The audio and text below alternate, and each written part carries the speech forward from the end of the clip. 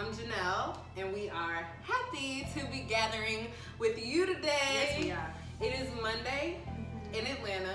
Yes, it is. I hate to say this, but it is raining again. Once more. Rain, go away. It's raining again, and I don't know about you guys, but weather really affects my mood. It affects how I feel. It affects what I'm thinking. It affects my plans. It affects a lot about what I'm able to do. What I'm able to do. Yeah. My edges. It affects my edges. And this natural hair. It is natural hair. It's three natural sisters on this couch. It don't look natural today. But because the bundle gods have been good to us. They have been so good. We are grateful, okay? Especially because of the rain. However, yes, you know, we still duck and dodge that rain sometimes because of the hair. But yep. And I would say that being that weather and situations, life circumstances can affect your mood, it can affect your decision making, it can affect your happiness level, how full your cup is. Today is a perfect topic. Yes. I couldn't plan it better. I could not have. So we today are talking about the fact that you are now interested in going to therapy. Yes. First time is crazy. It feels so new. It feels kind of nerve-wracking, I think. And so today we want to bring you some tips, some information on what to expect for your first therapy session. Or if you're just interested and don't really know about therapy, just give you some information on what it looks like. So you guys want to dive in? I think so. I mean, as you all know, or for those who don't know, because maybe you're new to the gathering, but we are all three therapists. So we want to give you the perspective from the professional side, and then we've also all been a client in therapy. So we want to give you our take on what to expect from both sides of the therapeutic alliance. Yeah. So I think the first thing that we want to talk about is, why do people go to therapy? As therapists and as clients, we want to address that. So like Janelle was talking about, feelings and emotions are oftentimes a part of the reason why one wants to go to therapy. They want some help in managing their emotions. Oftentimes it's those tough emotions that people need help with navigating. So being really sad, or being really angry, or dealing with grief are some of the reasons why people go to therapy, and those are some of like the surface reasons. But I think that there are relationship matters, career matters that also lead people to therapy. What do you guys think? I agree. I think if you are just at the point to where you're considering therapy, like, kudos to you, because even just to get to that point is amazing.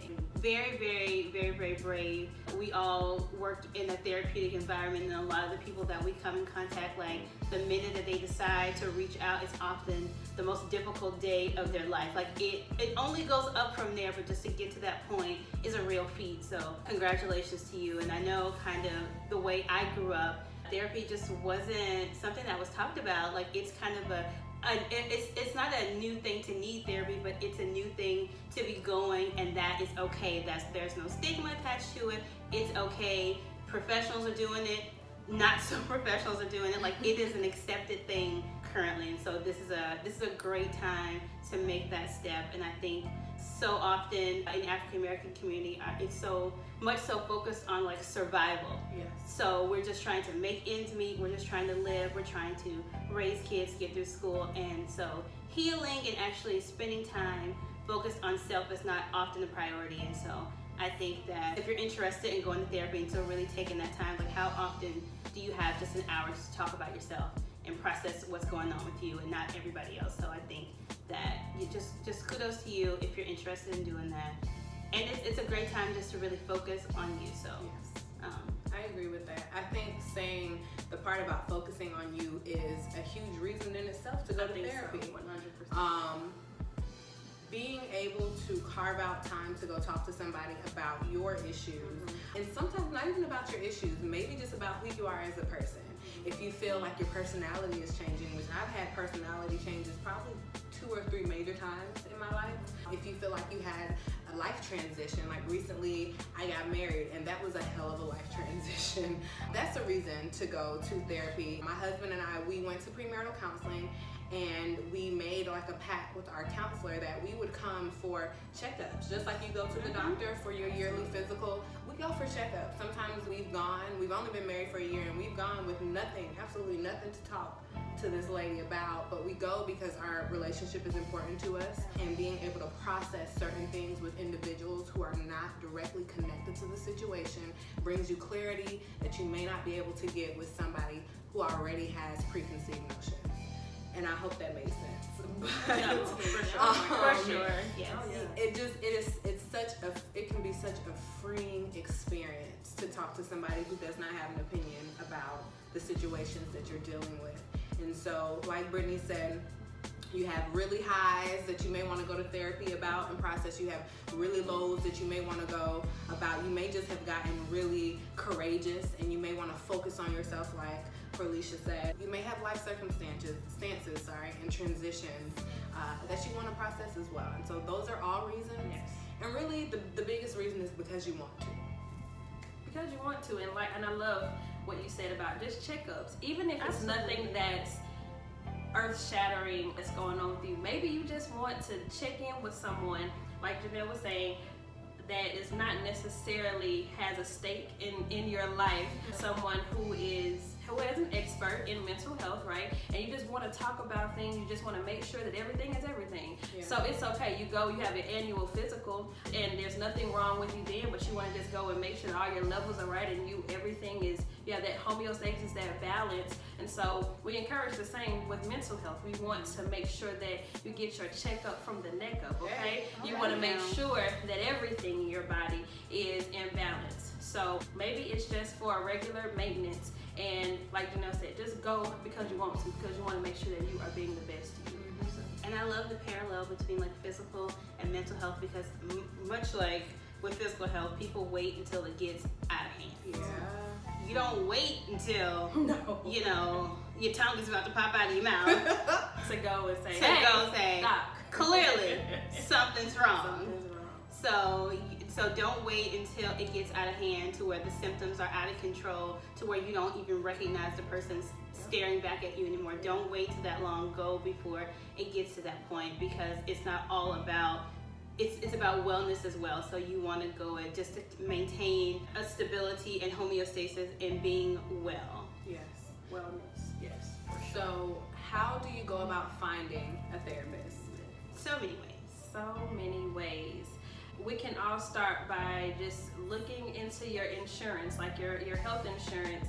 They have, so we all probably have different insurance providers, but they all, or most of them, offer some sort of mental health supports. And so you can just contact your insurance provider, look on the back of the insurance card and find the phone number and let them know what you're needing, just mental health supports, and then they can kind of direct you. So maybe there's something in-house, or they may have someone that's in their network that can also work with you. So that's one easy way to find somebody. You can also do a Google search in like Psychology Today. You can find therapists in your area.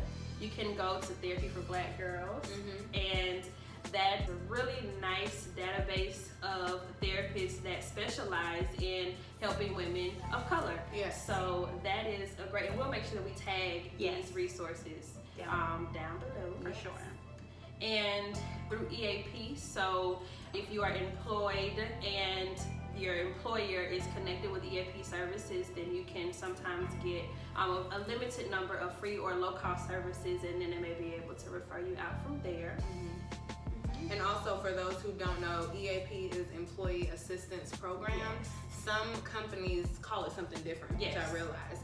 So just ask, who is our Employee Assistance Program? How do I get in contact with them? What is it called? Start with that, just in case that's not the lingo that your job uses. Absolutely. Really good point. Another little known resource, because I started my career in university mental health, if you live near a university, they might have like what's called a training clinic. And so that's how I began, is that I was a therapist in a university training clinic. And so often, because there are students there and they're getting experience, they often charge either it's free or it's charged very little, and they are trained, they're being supervised by a licensed professional. And so it is a great way to receive like quality therapeutic services that it's convenient, because if you live near the campus, and that is also quite affordable. We also have online counseling services. So if you are busy, if you're on the go, or if you're in a place where they don't have a lot of resources in the area, online counseling services may be helpful. So we have BetterHelp and we have Talkspace. And those are two of the most popular. There may be some others out there that we're not familiar with, but those are two of the most popular, and you can set up subscriptions and meet with licensed professionals through online mediums. And you can do chat services, you can do text services, you can sometimes do like a FaceTime or a video session, phone session, but it's on the go. And so that's really convenient for people who are busy or in areas that are underserved by mental health professionals. And also, if you are a member of a religious organization, or you go to or attend church, they also offer counseling services. And I've known some churches that offer it to their local residents, even if you're not a member. So that's something to also call and inquire about. I think the last one that I'm thinking about is 211. Oh, yes. So 211 is available anywhere you live. So you can Google 211, United Way 211. You can also call 211 from your phone or text 211. There are a couple of different options, but United Way 211, and there are so many resources available through 211, but mental health resources are one of the specialties that they have. So if you want to find something local in your area that's not one of the resources we already discussed, then 211 is also a good place to start. So you're interested in counseling. You have now discovered the different ways to go about finding a counselor. What should you expect out of your first counseling session? So maybe we should start from the therapist perspective. Yeah, let's start from that. As therapists, the first session, oftentimes it involves some paperwork. Yeah. That's not necessarily like the fun part, but it's a necessity, because we need to be able to keep track of those traits and those points that are unique to you. And so we need some way to organize it and, keep it handy. And so we're going to ask a lot of questions. It may feel intrusive, but please understand that the intent is to get to know you. We want to know who's sitting across from us. We want to know what brings you here. We want to know your background. And so we're going to have to ask you some questions in order to get that information. So a lot of questions is what you can expect for certain from us that first session. And all the sessions, but at least the first session. At least, at the very least. Yes. So lots of paperwork. I would say from the therapist perspective that sometimes the first session feels a little up in the air because you're not 100% sure of what direction this therapeutic journey is about to take. So that first session is all about getting information, understanding your story as it stands, and then your follow-up sessions will be putting those pieces together. So even for a therapist, it's a lot of information that now needs to be sorted through. And probably also for the client now, because you just divulged and unpacked so much, probably stuff you didn't even know that you had. Questions will make you think about stuff you ain't never thought about. So kind of up in the air sometimes. It's definitely, it's called the initial interview.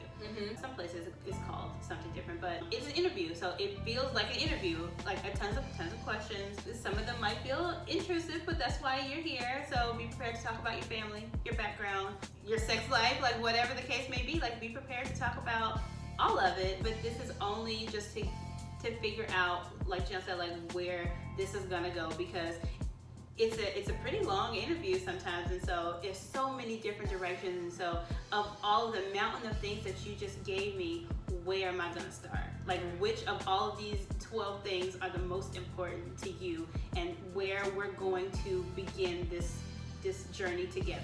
You're gonna be overwhelmed, but just try and keep in mind that it is for a purpose and that it gets better. It'll get a little more difficult, but just kind of this process, the answering questions and kind of going, digging through your life, that part will get easier once you and your therapist really get to know each other. And I think that's the biggest takeaway as far as the first session. We are trying to start a relationship, and so we want to start growing together in this journey. And so we're going to be asking questions, but we also really want to just help you to feel comfortable. It's uncomfortable things that you are likely to talk about. So I think that therapists try to work hard during that first session to set the tone for what you can expect for sessions going forward. So you may feel really uncomfortable, but understand that we understand that. We know that. So we're not going to be turned off or uncomfortable in your discomfort. We expect it, and what we're going to try to do discomfort. Yeah. So what we're going to try to do is help to make you feel as comfortable as possible. So it's okay to be really honest with us about the fact that you're not really sure what to expect, or that you're feeling uncomfortable, that you're feeling fearful, or if you get emotional, we're okay with that too. This is what we do, and we're here because we want to be, and we're passionate about what we do. So we're going to try to meet you where you are, and most importantly, start to build that relationship. Absolutely. So that's from the therapist's perspective. Yeah. What about from the client perspective? I'm sorry, when this topic kind of came up, I thought about the first time that I went to therapy. And it was actually in college, like Corlisha mentioned. They have the training clinics where they have the soon-to-be licensed professional clinicians and social workers and things of that nature. And I was having a really tough time in grad school. I was getting my master's. I was in a toxic relationship, and I found out that my grandfather was dying. And that was the roughest time I think that I had. Even thinking about it now feels overwhelming. It was the last semester of grad school. So it was a lot going on, and my professor reminded me, you have 12 free sessions, Miss Clark. I see you're looking a little under the weather. I said, under the weather? But my face is big. Right. What did you mean? I tried hard. The hair was good. I got, if anything, I got to keep that right. So the fact that he could see in me, I was a little bit overwhelmed. I'm sorry. I went to a therapist, and the first session, the therapist asked me a couple of questions. We talked for a little bit, and then she said, so what do you have to say? I said, what? And I'm going to be honest, I struggled with that therapist for maybe a session or two, but when I tell you I was able to get through that semester because of counseling, because of being able to process the hurt and the pain and the regret and the indecision and everything that I was experiencing in that moment, I don't know what I would have done if I had not gone to counseling. So I will say that from a client perspective, it is very nerve-wracking. It's nerve-wracking. You're on edge. The first session I cried and I felt embarrassed, but that person, my counselor, did not even seem moved in the least bit. I mean, the person handed me some tissue, but was not like, oh, are you okay? You know how people, yeah, it wasn't like that. She continued on. Continued on, and I'm grateful for it. I'm grateful for that experience. My first therapy session, I also went when I was a senior in college, and I would say the biggest thing for me was that I went because it was an option that was offered to me. Honestly, the reason why I went because there was a choice between a paper or you go and do these sessions, and so I said, problem solved. Okay. Ding da ding. Ding da ding. I go, I sit, I talk. I don't want to have, I think the paper was like 20 pages. Like, I'm not doing that. So, I don't think, because I just kind of went because that was the option at that time, I don't think I was quite ready to, because once you open it up, you have to deal with it. Yeah. It's very open. True. So I think that once she started kind of pulling, I had not prepared myself to walk around with gaping wounds, so to speak. So I would say, and it was very tempting to want to like back out because like not ready, abort, I don't want it. But I stayed with it and I stuck through the process, and it was a really beneficial experience for me. But I would say just kind of, it is going to be uncomfortable if you aren't prepared to really open up that much, particularly if you're like me, that's kind of a more like tightly wound person, I guess. So just be ready, stick with it, it gets easier. That's good. That's good advice.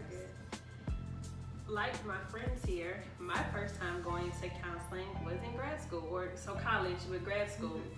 And I went because, like Janelle, I was in a very tough spot and at that time a very unhealthy relationship, and I just was having a hard time just managing, coping, sorting it all out. And so I went. But unlike my friends, I did not stick with it at that time. I went, I said no, and I did not return to that particular therapist. And it wasn't her, it was me. It was totally me. Like, it's not one of those situations where it's not you, it's me. No, it was truly me at that time. I just wasn't ready. I didn't know what to do or say with it. And so I think what I would encourage someone that's new to counseling, to be real with yourself. Now, we want you to forge ahead. We want you to stick with it. We want you to anticipate that it will be difficult, but also anticipate the growth and the positive change that will come. We also want you to be real with yourself and know whether or not you're ready to fully go into this journey, because you got to be ready for it. Because there's homework, or there are activities that come with it. There's a lot of soul searching. There are a lot of really intense moments. They are all like 100% worth it. 100%. I don't think that any of us will contest that, you know. But it's also, it's got to be an intentional process. And so we want you to consider whether or not you are ready for change. Don't think about whether or not you're ready for therapy, because it's hard to know if you're ready for therapy. Right, yeah. But are you ready for change? If you are ready for change, then it's going to be worthwhile for you. But if, you know, we want you to consider that, because we want, as therapists, we want to make sure that we are fully invested to the same degree that you're invested. Right. And so from the client perspective, making sure that you are ready for the change that you want to see, and we'll help you with sticking with it and making sure that the process is not as comfortable, but it just works for you. It works for you, and we're going to go at the pace that we know that you need to go. So, any more tips for a successful therapeutic journey, ladies? I would say sticking with it. Both of you guys mentioned the importance of that. Of course, you want to first make sure you are ready to start to initiate therapy, and if you're ready for a change. But please at least go to 2. Generally, I tell people 3, but we gonna be real nice. At least go to 2 sessions. You cannot initiate therapy and go one time and say, I don't like that therapist. I don't like how they are. I didn't like the office. I didn't like what she or he said. Therapy does not work that way. It doesn't work that way, unfortunately. The first session, we're just getting to know you. So you probably even did most of the talking, if we could be honest. So at least 2, I would say 3 is general, but you want to go to more than one session to get a feel for it, to give yourself time to be open, and to give that counselor time to get to know you. I 100% agree. I think also giving yourself 3 sessions with that therapist, but then if you are truly ready for change, be open to maybe trying a different therapist, because therapy is not a one-size-fits-all. No. There are different approaches, there are different specialties, and so if you are truly committed to your therapeutic journey, then we encourage you to continue to forge ahead, even if your first therapist was not the best fit for you. If you don't stop with the pair of shoes or the pair of jeans that you wanted, with the companion, the food, whatever, if you keep going in any other area of your life, keep going when it comes to therapy, because you are worth it. The therapeutic journey is all about you, so you're worth it. So give yourself and your therapist a chance. And I would say, if you are dealing with something specific, I would say try and find a therapist that specializes in something that your specific issue that you're having. So if it's divorce, if it's grief, if it's sexuality issues, you know, just women's issues like infertility, things like that, like there are specialists for that. So I would say in order to kind of ensure that you and your therapist are a right fit, you want to make sure that that person has some knowledge and experience in your specific issues. So there are therapists who are just generalists who can talk about whatever, but then there are some who have specialties in different areas. So I would say on your search at these different sites and that we name, that we'll link below, like make sure the one that you choose does have some experience in the things that you are dealing with specifically. Yeah, do your research. Yes. Do your research. Yeah, just do your research. I think as therapists, we try to make sure that we're marketing our specialties, and so that's on us to make sure that we are transparent and honest with you about the specialties that we have. And then as clients, I think that we probably all do our research before selecting a therapist to see, okay, this is what I'm dealing with, so let me see, does their specialty align with what my unique need is? But do your research. So if you're going to take this leap and start this journey, it's worth it to do a little bit of research to make sure that you are setting yourself up for success as much as possible. And if I may add one last tip, I don't know if you guys have another tip, but if not, this will be the last one. Okay.